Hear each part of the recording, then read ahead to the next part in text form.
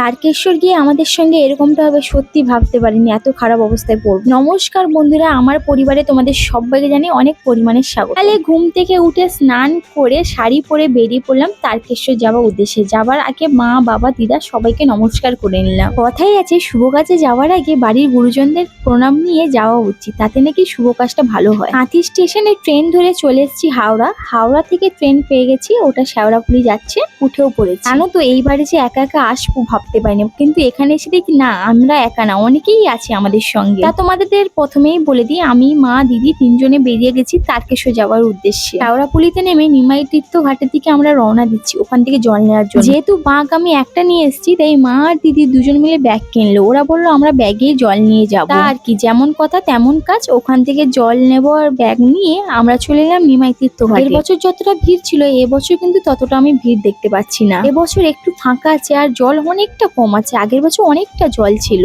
তো তোমরা তারকেশ্বর যাবার রাস্তায় এরকম অনেকজনকে দেখতে পাবে যারা ফোর্স করবে, তোমাদের জোর করবে যে ধূপ নাও, কে বলবে প্রদীপ নাও, কে বলবে জল ঢালার জন্য পাত্র নাও, অনেকে অনেক রকমের কথা বলবে। সামর্থ্য অনুযায়ী কিন্তু তোমরা কাজ করো। আর জানো তো আমরা এখানে এসেছি বাঁক সাজানোর জন্য আর ঘটি আনতে, তো এখানে দেখছি বিশাল পরিমাণে ঝগড়া লেগে গেছে। হ্যাঁ, জল ঢালার যে পাত্রগুলো কিনবে না ওইগুলো একটু দেখে নিও, কারণ অনেকের পাত্র ফুটো থাকে, যারা দেখে না তারা নিয়ে চলে যায়। তাই বললাম তোমরা এখানে করে জল ঢালার পাত্রটা কিন্তু চেক করে নিও। হ্যাঁ, বাঁক সাজাতে আমাদের কাছ থেকে নিয়েছিল 70 টাকা, আর এই ঘটিগুলোর দাম ছিল 20 টাকা করে। ঘটি নাও বা ওই জলের ডাব্বাগুলো নাও, সবই 20 টাকা করে পিস। আর যেখানে যেমন দাম নেয়, কারণ রাস্তার দিক দিয়ে যখন এসেছিলাম ওখানে ব্যাগ বলছিল একটা 20 টাকা করে, একটু ভেতরে আসলাম দেখলাম ওখানে 25 টাকা 30 টাকা করে, আবার ঘর দেখলাম আসার পথে 10 টাকা করে, এখানে এসে দেখছি 20 টাকা করে। তাই যে যেমন বিক্রি করছে। আর তো আমরা নিমাই তীর্থ ঘাট থেকে জল তুলবো, তাই এখান থেকেই ঘরটা কিনেছি, আর বাইরে থেকে নিয়ে আসিনি জানো তো। আর এখানে যে জল তুলতে এসেছিলাম দেখো জলটা কিন্তু অনেকটা কম ছিল। আগের বাড়ি যখন এসেছিলাম পুরো ঘাটের গোড়ায় কিন্তু জলটা ছিল, এবারে জল অনেকটা নিচে আছে।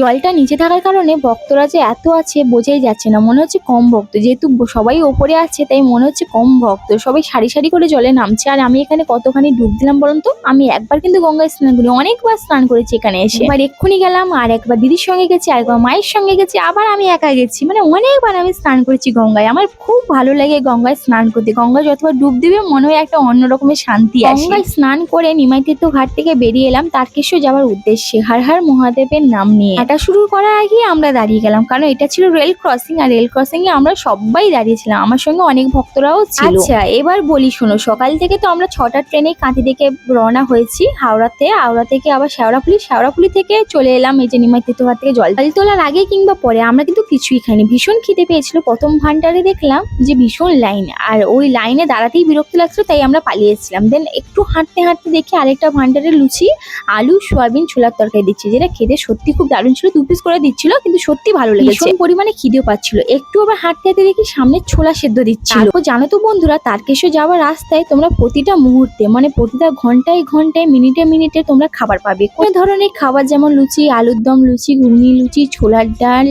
পোলাও, আলুর দম, ফ্রাইড রাইস, আলুর দম, সয়াবিন চিল্লি, কোথায় দিচ্ছে পাউরুটি, ঘুগনি, Thums Up, biscuit, cold drinks, chocolate, মিষ্টি, কত কিছু দিচ্ছে। কিন্তু সত্যি কথা বলতে এত কিছু খাওয়ার কথা মাথায় আসে না, বা খাবার নেওয়ার কথা মাথায় আসে না। ওই যে হেঁটে হেঁটে যেতে না মনে হয় বাঁকটা নিয়ে তাড়াতাড়ি গিয়ে বাবার মাথায় জলটা ঢেলে দিই, মানে ওইসব খাবার কথা মাথায় আসে না। তো ওখান থেকে আমরা চলে এলাম ডাকাত। আর সত্যি কথা বলতে ডাকাতকালী মায়ের মন্দিরে আগের বছর ভীষণ লোক ছিল, মানে প্রচন্ড ভিড় ছিল। পুজোটাও শান্তিভাবে দিতে পারি, কিন্তু এবারে খুব শান্তিভাবে পুজো দিয়েছি। পুজো দিয়ে বেরিয়ে এলাম আমরা কাশী বিশ্বনাথের দিকে। তো যাওয়ার পথে মা তো ভীষণ অসুস্থ হয়ে পড়েছে। মা বলছে আমার পা আর চলছে না বাবু, আমি যেতে পারবো না। তখন জোর করে উঠে মাকে বললাম মা দেখো ওইটুকুনি বাচ্চাগুলো দেখো কত সুন্দর পায়ে হেঁটে যাচ্ছে, আর তুমি পারবে না, চলো চলো চলো। মনে এত জোর দিয়ে আমি নিজে এখানে হাঁপিয়ে পড়লাম। কামারকুণ্ডু পিচে এসে হাঁ করে বসে গেলাম, জানো এত পা যন্ত্রণা করছিল, পা আর চলছিল, মানে পা আমার জবাব দিয়ে দিয়েছিল। কি করা যায়, পায়ে জোর রেখে চললাম কাশী বিশ্বনাথের দিকে। আর এখানে আমরা তাড়াতাড়ি এসে জলটা ঢালতে গেছি, কারণ একটু রাত হলেই বেশি ভিড় হয়ে যায়। আগে থেকে আমরা জলটা ঢেলে দিব সিদ্ধান্ত করেছিলাম। দেখো এই সিঁড়ি বেয়ে উঠতে আর নামতে ভীষণ কষ্ট হয়েছে, শুধু আমার না বাকি ভক্তদেরও কষ্ট হয়েছে, দেখেই বোঝা যাচ্ছে সবাইকে। তারা কিশোর আসে তারা জানে এতটা পায়ে হাঁটার কষ্টটা কতটা বেদনাদায়ক। হাঁটার পর এতটা শরীর খারাপ হয়ে গেছিল, তোমাদের কি বলবো। পা তো মনে হয় জবাব দিয়ে দিচ্ছিল যে না মানে তুই আর হাঁটতে পারবি না। শুধু এখানে আমি না, কত ভক্তরা দেখো এখানে ঘুমাচ্ছে, সঙ্গে মাও এখানে ঘুমাচ্ছে। ওখানে 1 ঘন্টা মতন রেস্ট নিয়ে আমরা আবার চললাম লোকনাথের দিকে। এখানে দেখো সারি সারি কত ভক্ত ভক্তরা দেখো, এদের দেখে সত্যি খুব ভালো লাগছে যে এত কষ্টের পরে ওরা পায়ে হেঁটে যাচ্ছে। এই কথা বলতে এই পরিশ্রমের কাছে ভিডিও করার চিন্তা ভাবনা একদম ছিল না। আমার অবস্থা পুরো খারাপ হয়ে গেছে। আর স্টিল নাও পা গুলোর অবস্থা দেখো। আমার মেজদির পা দেখলে তো তোমরা বুঝতেই পারবে ওর পাটা কতটা পরিমাণে ফুলেছে। আমার মেজদি হাঁটতেই পারছে না একেবারে। জানো তো তার মধ্যে আবার বিপদে পড়েছে, এক তো পা নিয়ে চলতে পারছে না, তার মধ্যে পায়ের মধ্যে ফুটে গেছে একটা ছোট্ট কচ। এত লাগছিল পায়ে, শুধু কচ না ওর মধ্যে কাঁচও ছিল, মানে পায়ে এত লাগছিল আমি হাঁটতেই পারছিলাম না, কি কষ্ট। চোখ থেকে জল ফেলে ফেলে আমরা যাচ্ছিলাম তারকেশ্বর। আর দেখো যাওয়ার পথে যখন বাবার মন্দিরটা দেখতে পাই না, তখন সত্যি মনে একটা অন্য রকমের শান্তি এলো। আর তার থেকে তো বড় শান্তি ছিল এই লাইনে দাঁড়িয়ে। জানো তো আমরা তারকেশ্বরে পৌঁছে গেছিলাম 12:30টার মধ্যে। আর এখানে এসে আমরা একটু রেস্ট নিয়েছিলাম, কারণ গেট এখনো মন্দিরে খোলেনি। গেট খুললো মন্দিরের ভোর 3টার দিকে। আর আমরা 12:30 থেকে লাইন দিয়েছিলাম। জানো তো যখন 3-4টার দিকে যখন গেট খোলে, তখন কে কোথা থেকে চলে এলো লাইনের মধ্যে আর এমন ঠেললো আমাদের, মানে স্টিল নাও আমরা পড়তে পড়তে থেকে গেছি। আমার সঙ্গে সঙ্গে মাও, যেহেতু আমরা এত হাঁটার পরে পায়ে আর আমাদের স্থির ছিল না। আমাদের মাঝখানে যে ভক্তরা ছিল তাদেরও কিন্তু পায়ে স্থির ছিল না। কিন্তু জানি না কারা যে কোথা থেকে এসে আমাদের এইভাবে ঠেল দিল, মানে যে যার যেমন পেরেছে পড়েও গেছে ওখানে। আর জানো তো আমরা ওদের যেতেও দিয়েছি। আমরা বলছি, যাও তোমরা শান্তিভাবে বাবার মাথায় জল ঢালো, যাও, তোমরাই একা কষ্ট করেছো, আমরা তো কষ্ট করিনি। ওখানে 4:30-5টার দিকে জল ঢেলে আমরা চলে এলাম তারকেশ্বর স্টেশনে। ওখান থেকে ট্রেন ধরে ডাইরেক্ট চলে এসেছি হাওড়া থেকে বাস ধরে চললাম আমার প্রাণেশ্বর কাঁথি।